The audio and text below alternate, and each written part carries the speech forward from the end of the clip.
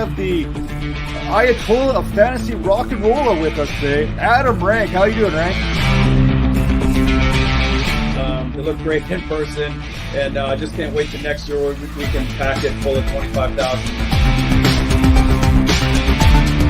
Hey, Bob, how you doing? Hey, I'm doing great. I didn't know it was Ball Guys Day. It was me and Rank. I mean, how can you lose? This is the Dynasty Vipers Vipercast.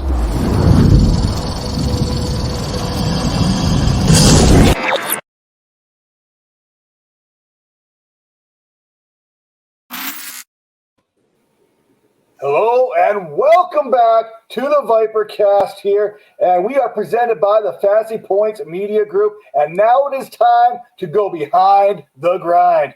Joining me as always here, we've got Major Caldwell to my left, right, I don't know, pay attention to where my screen is. We've got Tara Roberts coming back, and on this week's show, heavy is the head that wears the crown, especially when you are an inaugural member of the Fantasy Sports Writers Association Hall of Fame, not to mention a four-time FSWA award winner, 10-time finalist, who happens to create content over at the Game Day HQ as well as Rotoballer, Sirius XM, and for the Seattle Seahawks. Welcome the king himself, Scott Engel. How you doing, Scott?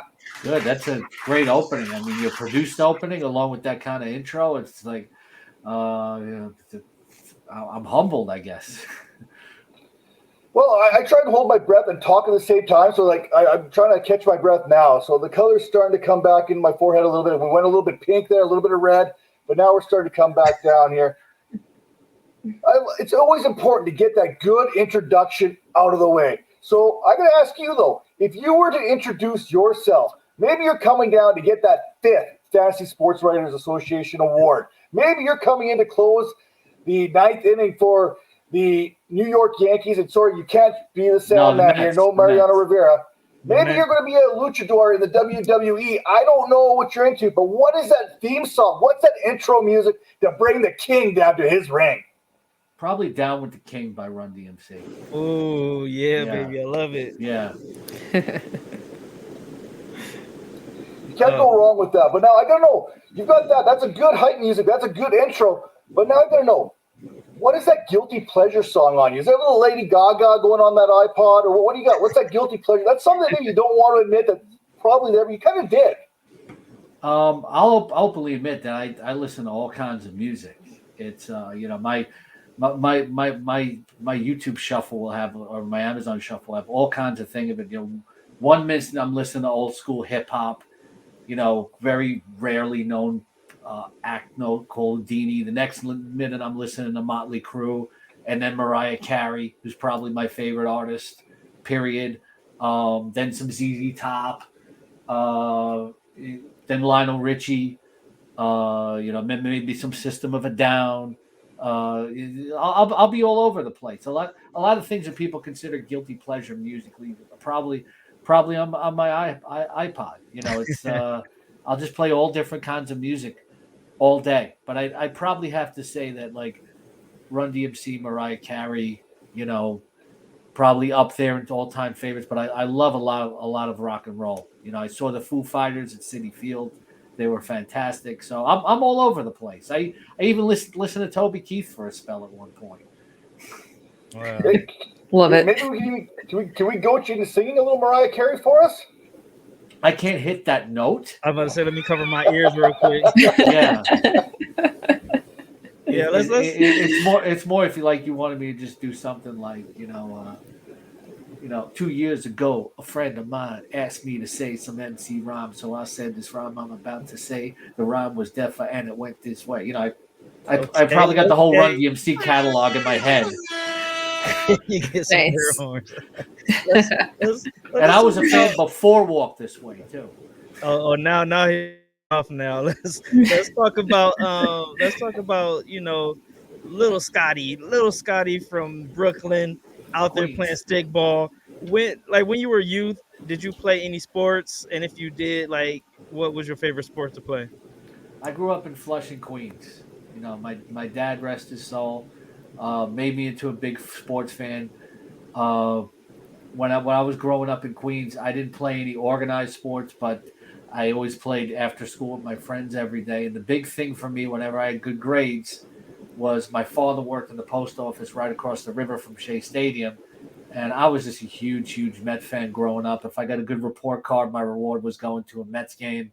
So, Shea Stadium was like a second home to me growing up. Baseball was my favorite sport. Football is probably my number one right now, but I didn't start getting into that until I was in high school.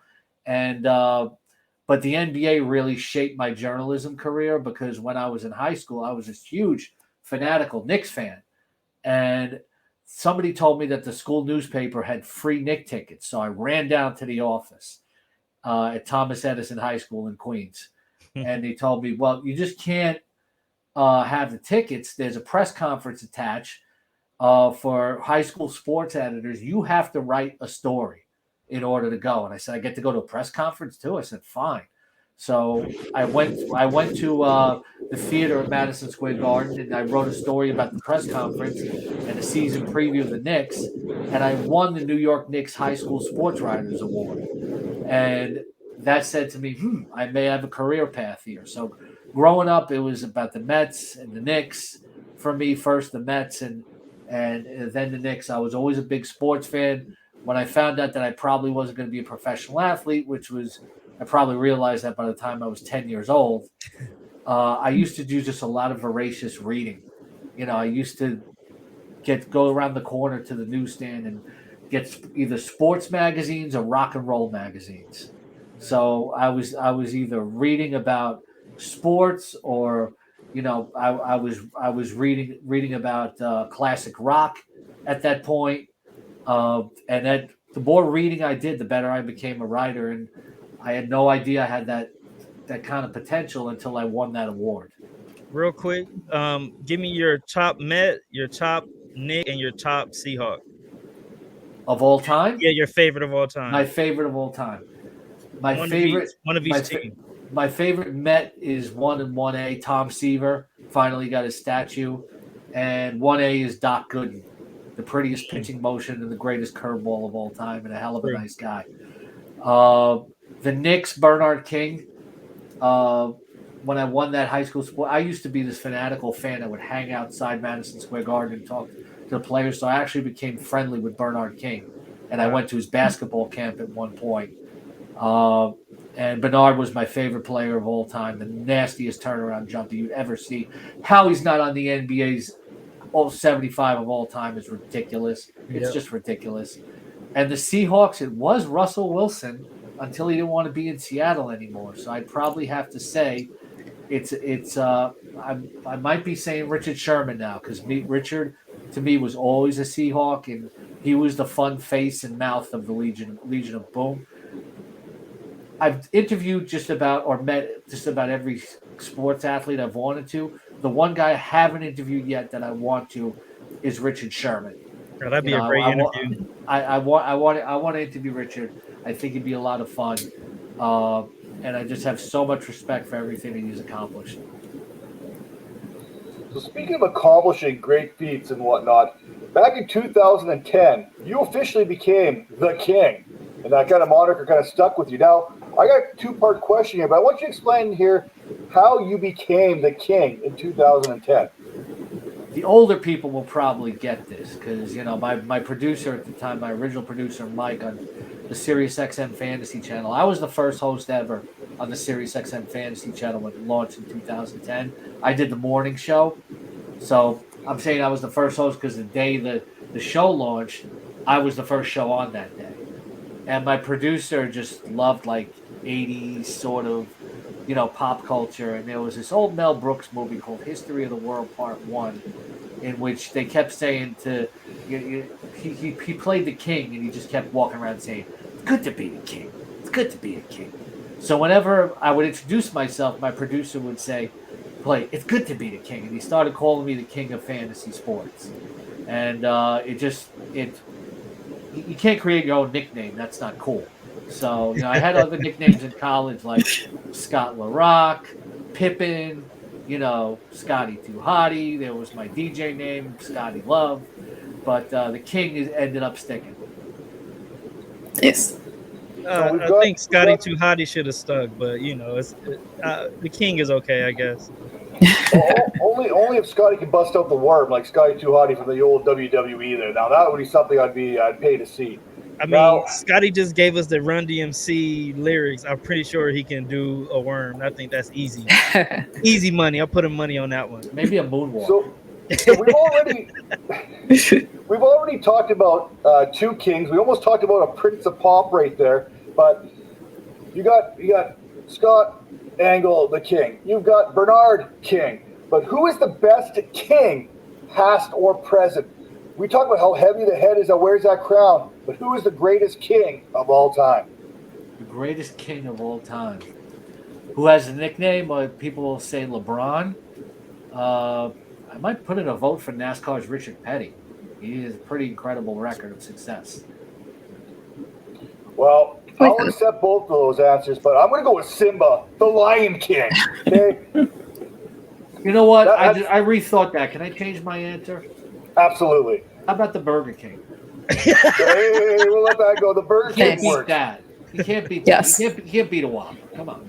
I'm gonna go with Martin Luther the King. I'm gonna go Martin Luther the King. Oh, you just did beat it. Yeah. I got nothing. But diving back to you personally, tell us about a decision that changed the trajectory of your life. A decision that changed the trajectory of my life. I would probably say moving to Florida in 1996. My wife always wanted to live in Florida, and then we went down there, and I was working at Sports Authority as a department manager, and that didn't work out too good because you know those things that they call it like the beeper, where it's like a forklift. Oh yeah. And I took the forklift and I didn't know how to drive the thing, and I ruined a $10,000 end cap.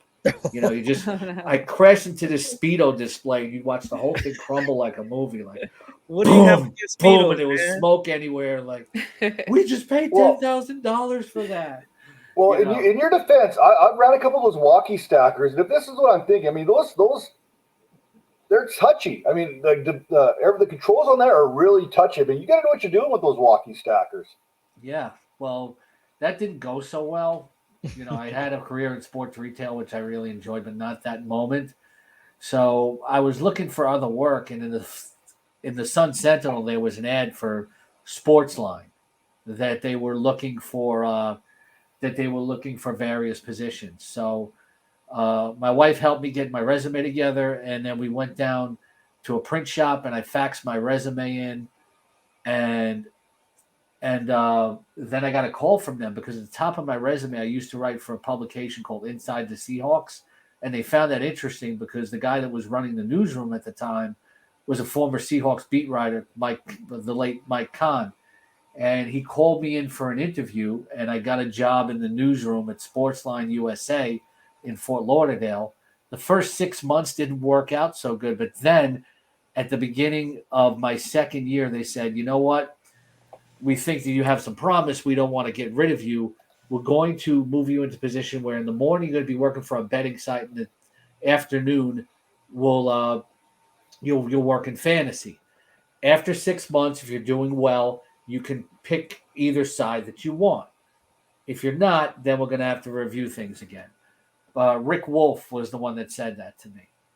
I became the first ever fantasy content guy at Sportsline. I also did great in betting. At the end of 6 months, I made my own pick, and I went into the fantasy department, and that's basically where I launched my career. I had spent 8 years at Sportsline USA, which was later to become CBS Sportsline, which is now CBSSports.com. Over time, I was integral in building the staff over there, which had one of the most decorated fantasy staffs you would ever see at one time. It was myself, Michael Fabiano, Tristan Cockcroft, David Ganos, Daniel Dobish, all guys, very veteran guys in the industry. Mm-hmm. And I had interviewed these people and recommended them for their positions. David just made the Hall of Fame. You're talking about 3 other fantasy Hall of Famers on a staff. That was quite a staff we had over at CBS Sportsline. Yeah, let's talk a little bit about some of the biggest changes that you've seen in fantasy from then to now.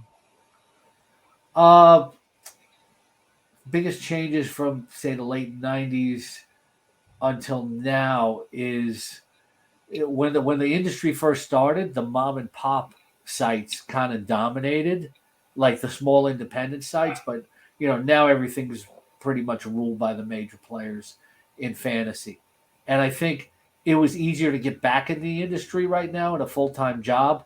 Those are very very hard to come by right now. I'm not saying it's impossible, but there aren't too many full time jobs in fantasy sports. There are people that'll say, they say, it's my dream to be a full time fantasy content guy. And I would say, that's cool. And I loved when I did it. But I think you have to diversify yourself and become more versatile. You can't just be a writer. You have to be on video. You can't just be a content guy. Can you help your company develop partnerships? Can you help your company bring in revenue? You have to be just more than a content creator. I think wearing multiple hats is good. I'm not saying it's impossible to get a full-time job, but the odds are way longer about getting a full-time job in fantasy than they were. Sports betting is exploding now, and I realized that when that happened, a few years ago, I said, sports betting is where it's going to go, and now I have a full-time position with the game day, and a lot of these sports betting companies are starting to hire full-time. So be diverse. I know some people in the fantasy industry that I really respect and I'm good friends with. They're saying, I just don't want to work in sports betting. I'm going to accept what I can get in the fantasy industry. I see other people getting frustrated. I can continue to encourage them. I can't get a full-time job in fantasy. I'm very frustrated. I'm saying it's not impossible, but be willing to spread your wings in terms of what you offer, just so you can get a full-time in sports job in sports content, even if it's not fantasy. So you mentioned diversification there from when you started to basically now in general. What's the biggest difference you've seen in yourself from back in the 90s to 2022? I'm a little bit older. But I don't see it. Yeah, me neither. But have I changed? I think I'm just a much better, editor and broadcaster than I used to be. And I think all the things that I set out to do, become a good editor, become a good broadcaster, and also try to wear different hats, like help my company in terms of business development and things like that. I think I've kind of, made that more comfortable. I've also, over time, the industry's competitive. I think the one thing that I've always done is tried to show a lot of respect for others, and it's led to a lot of longevity. Yeah. So going back to when you decided to make fantasy football your career, at what point did you realize that it was going to be something special? I think a lot of people get into it and they're trying stuff out and they're, feeling positively about it. And especially depending on what time period you got into it. But at what point did you say, hey, this is something that is really going to stick for me? My first fantasy football league was when I was working in sports retail 3 years before I started working at Sportsline. And I came in, I was working in team sports at a big sporting goods store in Manhattan called Paragon. And I came back from vacation and my friend told me they'd started a fantasy football league. One of the guys was about to quit. I said, I'll take over your team. I'd never played before, but I was convinced that I could do this. And I took it over. It was an IDP league, and I won the very first time I played. I went to the waiver wire, and I started grabbing guys and making trades with the former guy that I shared with for the first few weeks, and I ripped him off. And, I ended up pretty much running the table the rest of the way. And then I started getting interested in fantasy. Paul Charchian and Rob Fithian used to do Fantasy Football Weekly as a newspaper. I would go to the newsstand every weekend and pick it up. But then I got the job at Sportsline, and like I told you, I ended up in the fantasy department and started creating a lot of content. I always felt like this is kind of a secondary thing to the site. But then fantasy started taking off. And I'll never forget when the stock price of Sportsline USA hit like $60 a share. Our managing editor at the time, Steve Miller, a friend of mine still, said that he would get up in front of the company and dance on his desk if the stock ever hit 60. And he did it. And I said to myself, I said, they may not want to admit it openly. They eventually did. They didn't want it at the time, but fantasy is driving Sportsline USA and CBS Sportsline right now. Then I had the CEO of the company, Mike Levy, who was a very sweet man and took real good care of me and his other employees. He would call me up to his office every week to give him fantasy advice. And then he would point to his folder from his administrative assistant and say, take what you want, and be any Marlin tickets or Dolphin tickets that I wanted. Not that people wanted Marlin tickets, but still, people wanted the Dolphin tickets. They were on the 50-yard line. And then I just started to realize throughout those last 3 years of the 1990s that this was becoming significant. All of a sudden, they were putting fantasy stories on the homepage of CBS Sportsline. And then I was doing pay-per-views. I was doing TV shows. And by the time 2010 had hit and they launched Sirius XM Fantasy Sports Radio, I said, wow, we've come such a long way. Sirius XM would have a celebrity draft on the stage at the Hard Rock Cafe. And you'd see all these celebrities like drafting fantasy football teams along with the experts.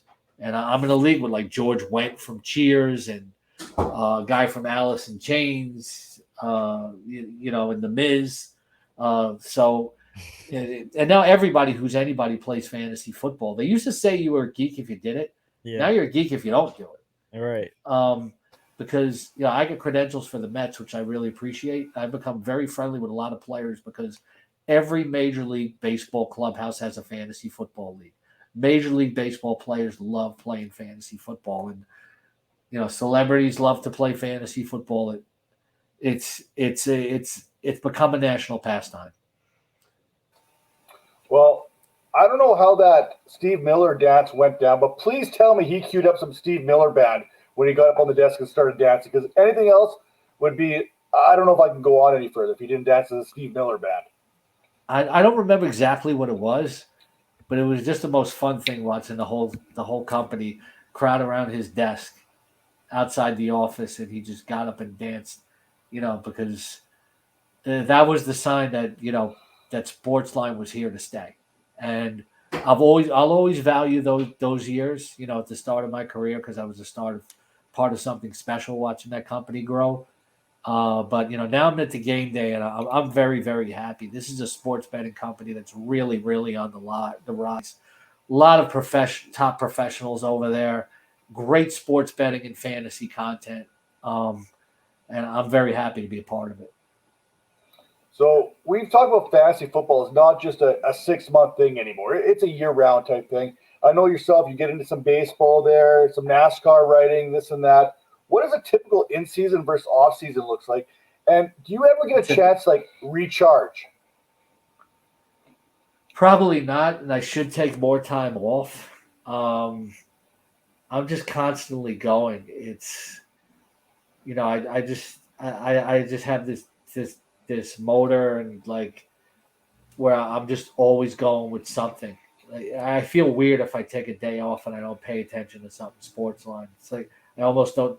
Maybe it's a weakness of mine. I don't know what off time is like, because after I get off with you guys, I'm probably going to play MLB The Show. Nice. You spoke a little bit earlier about having certain songs on your shuffle. But what's on your YouTube playlist? What shows, podcasts, or lectures? What are you looking at on there? Sports or dance videos, cat videos? What's going on? I'm all over the place in my YouTube feed. I'll watch everything from Star Wars videos to old sitcom videos. Yeah. I'll binge TV shows. Like I know you're out in LA. I know Winning Time was the truth. The truth was a little spruced up a little bit. Yeah. But I thought that was a great series. I'll binge watch stuff like that. I want to give a spoiler here. I was a huge Walking Dead fan until they got rid of Rick, and then I just couldn't watch it anymore. I'll go down a rabbit hole of NFL videos, maybe some old NBA videos, things like that. You never know what might just pop up on my YouTube radar. I'm not a podcast listener necessarily. I will listen to Sirius XM a lot though, and just NFL radio, fantasy sports channel. A lot of their music channels. It's just pop culture wise. I'm all over the place. You never can tell what I might be into next. There's certain things that I've always been obsessed with. Like there's so many things. Like I will go down a rabbit hole of the Rocky movies and just be in there for hours. Like when they released the director's cut of Rocky 4. Yeah. I was so fascinated because I'm just like such a huge fan of the Apollo Creed character, and to actually see him actually stand up to Drago and not get totally pummeled, I could live with that a little bit more. It's the worst movie death of all time, but look, I need somebody to get me in touch with Sylvester Stallone and Michael B. Jordan because I have a big question. Okay, I'm a total Rocky geek. Okay, you see these movies. And the character of Adonis Creed is his illegitimate son, right? You watch the original Rockies. He had 2 other kids. What happened to those 2 other kids? I love Stallone, but sometimes he leaves some of the details out. Like, okay, after Rocky 2, what happened to his eye? Well, what happened to Butkus after Rocky 2? He probably died, but we didn't even mention it. But, what about Apollo Creed's other kids? It's like, I wish I could just get 30 seconds with Sylvester Stallone to ask him that question. Well, if we're talking about Apollo Creed's kids there, you probably treated them much like Rocky treated his own kid and forgot about him altogether. And instead of adopted another boxer to be his stand-in child 20 years later. I thought I was the only one that liked Rocky 5. You probably are. Yeah. But yeah, you are. So we've got your YouTube playlist, we've got your pop culture stuff. What is something else that people might not know about you? What would people might not know about me? Well, apparently he's the only one who likes Rocky 5. That's something I'm guessed. That's probably one of them. I would say that a lot of people that don't know I'm a big NASCAR fan. My son is actually the top fantasy NASCAR expert in the house, Sean Engel, who writes for Rotoballer and Guru Elite. And when he was young, he was very into cars and like collecting Matchbox and Hot Wheels and playing video games that had cars in them, like Need for Speed and stuff like that. So one day I flipped on a NASCAR race and he got into it immediately. He was like 5 years old. So we started watching it together. My wife got into it. And then being from New York, I never thought I would be into racing, but I was living in Florida at the time and people were having these watch parties for NASCAR. I was like, what? So I never expected to become a NASCAR fan, but now I am. And I haven't gotten out to enough races, but I enjoy writing about it. And it's something I can share with my son that's, formed a bond between us. He's building his career and, every weekend we're talking about the races and he knows so much more than I do. He's won 7 tournaments on DraftKings. Nice. It's, follow at Sean Mann on Twitter, Sean Engel, if you want to win in fantasy NASCAR. Nice. So earlier in the show, Major asked you your favorite Met, your favorite Nick. I need to know, Long Island University Sharks, who is their greatest athlete of all time? Well, actually, when I went there, they weren't the Sharks. They were the Blackbirds. The Blackbirds was the nickname of the team that was there for a very long time. And there's actually some unhappiness that they took the whole program and, morphed it into all the campuses and got rid of the Blackbirds. So the Sharks are really a new nickname. So you want to ask me who's the greatest Long Island Blackbird of all time? Give me a Blackbird. Carrie Scurry played for the Utah Jazz in the early 80s. He was a forward. And also Charles Jones was the leading scorer in the nation, I believe, in the late 90s. Don't know either one of those guys, but hey. So, have you ever had an interview where someone kind of changed your point of view on them? Like you heard rumors that this person was a jerk or whatnot, and you interviewed them and you're like, oh, this person's actually pretty cool. Have you ever had that, vice versa? I can tell you that, sometimes you'll be apprehensive about interviewing a certain celebrity, and they turn out nicer than you ever expected. A lot of people had told me Tom Seaver wasn't approachable when he was alive, and I finally got to meet him at Citi Field in like 2014, and he couldn't have been nicer and more gracious. That's awesome. I will tell you that throughout over the years, when these baseball players find out I'm a fantasy football guy, they always want to ask me questions and things like that about their drafts and their teams before they set their lineups. And I became very friendly with David Wright, and he's just nobody would expect him to be a jerk, but I'm just saying he's one of the nicest people you would ever meet. Jeff Gordon, the NASCAR driver, just so gracious to like anybody who's ever approached him. I would say those are two of the nicest people that I've ever dealt with in sports. Aaron Nola is like, you expect him to be this quiet guy, and he's just so nice, gracious, type of guy. Former football players that I met, Thurman Thomas was really nice. I don't know if there's anybody that like, okay, I thought I'm worried that he's going to be a jerk, and he's not. Sometimes it's more of like, I thought this guy was okay, but he turned out to be a jerk. But that's few and far between. So it's in a world where you didn't actually, win that high school sports writing contest, and you didn't go down the path of writing and fantasy football and anything. What would you be doing right now? Oh, I'd probably be working for Lids and corporate or something like that. I just always loved sports apparel and sports memorabilia. I believe I own about 35 Seahawk hats, about 20 Met hats, and about a dozen Knick hats. They brought starter jackets back a few years ago. I have about 4 different Seahawk starter jackets, a Met one. I just love jerseys and shirts and hats. We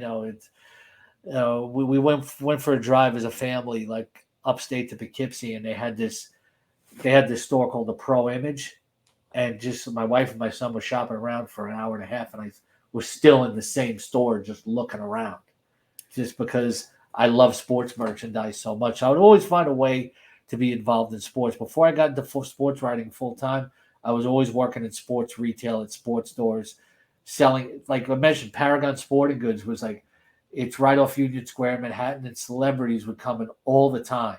Like my favorite story is about when LL Cool J came in, and he would never let anybody see his head back then. Still. And I was selling all the New Era hats. He went in the dressing room, closed the door, and told me to hand him different New Era hats over the top of the door so he could try them on. What size head is that thing? That's like a 10, right? What I don't remember head? what it was. Our biggest size was huge head. It is a big head there. Yeah, but just so much. I just love to like. It's not just online, but just like go to a store that's still brick and mortar and see all these hats and go, oh, I don't have that Seahawk hat. I want to get it. That kind of thing. It's always a thrill to me. And sometimes I spend too much. Like I finally went to Seattle like 3 years ago, and I spent $300 just on merchandise alone. I was at the team store for like 2 hours. I got to know this right now, because are you a guy that kind of gets those hats in a rotation, or are you like me where you just absolutely tick off the wife because you have all these hats, but you only wear one?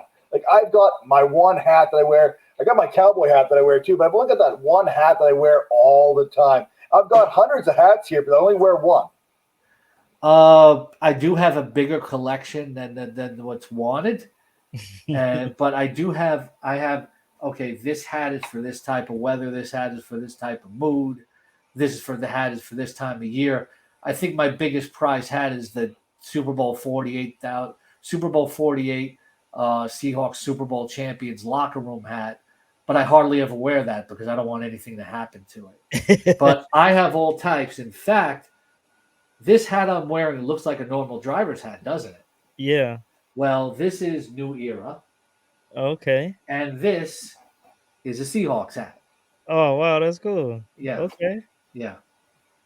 I mean, I feel like we missed a perfectly good opportunity for every question. You just change hats.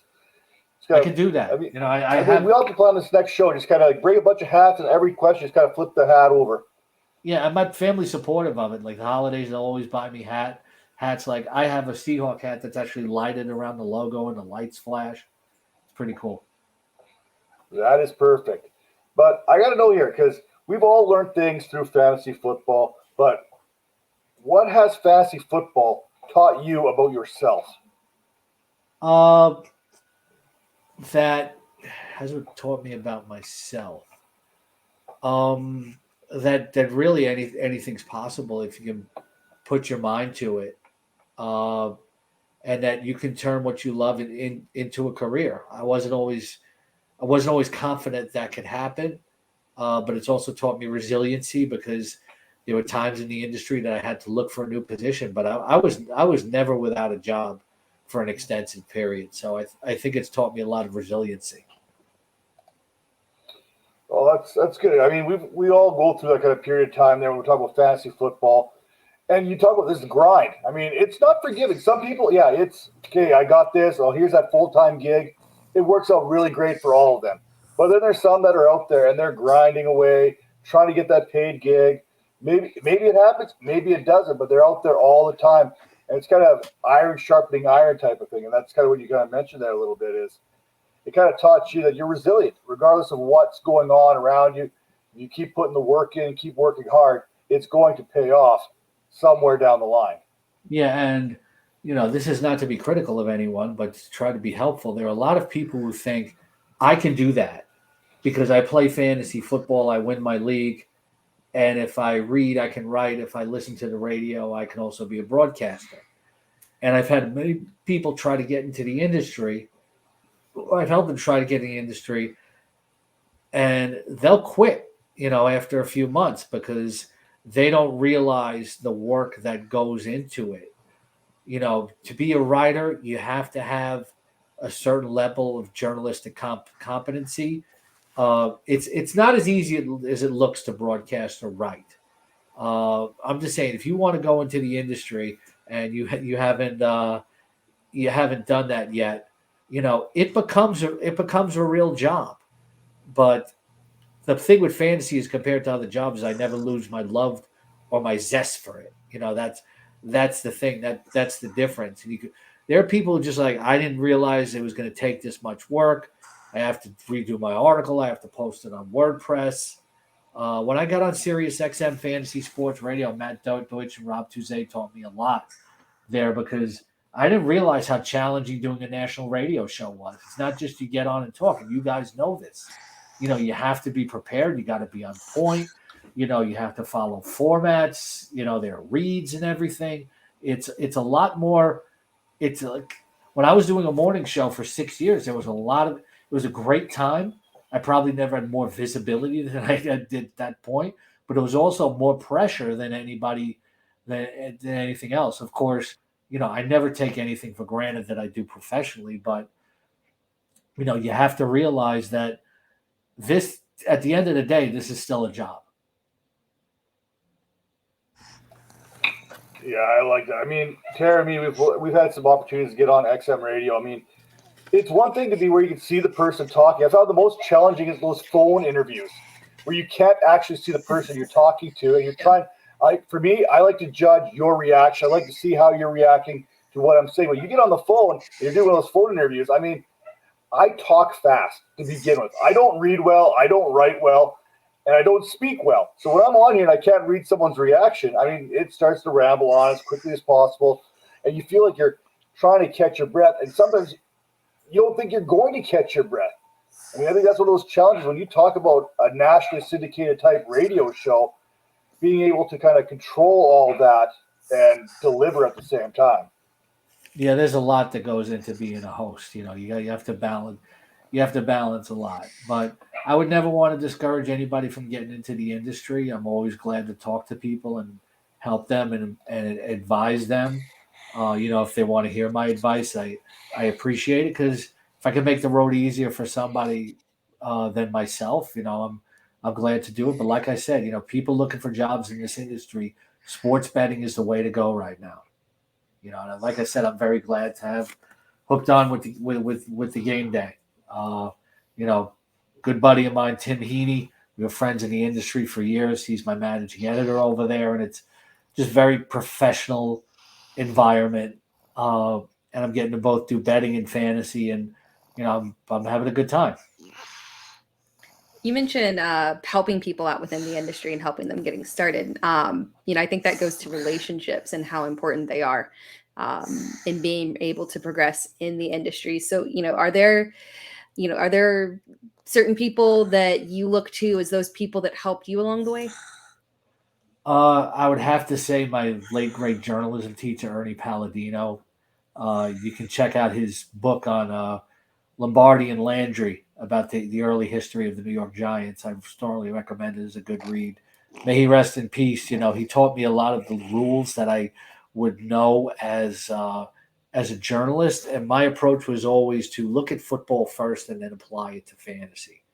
And that's what I would do. There are people along the way that helped me a lot. Like Rick Wolf showed a lot of faith in me, and even after we weren't working together, he would be like Rocky V, right? The angel on the shoulder, he'd always be looking out for me, helping me out. One of my longtime bosses over there, David Hirsch, who is one of the group of Commissioner.com, which originally powered the engine for the CBS Sportsline Commissioner.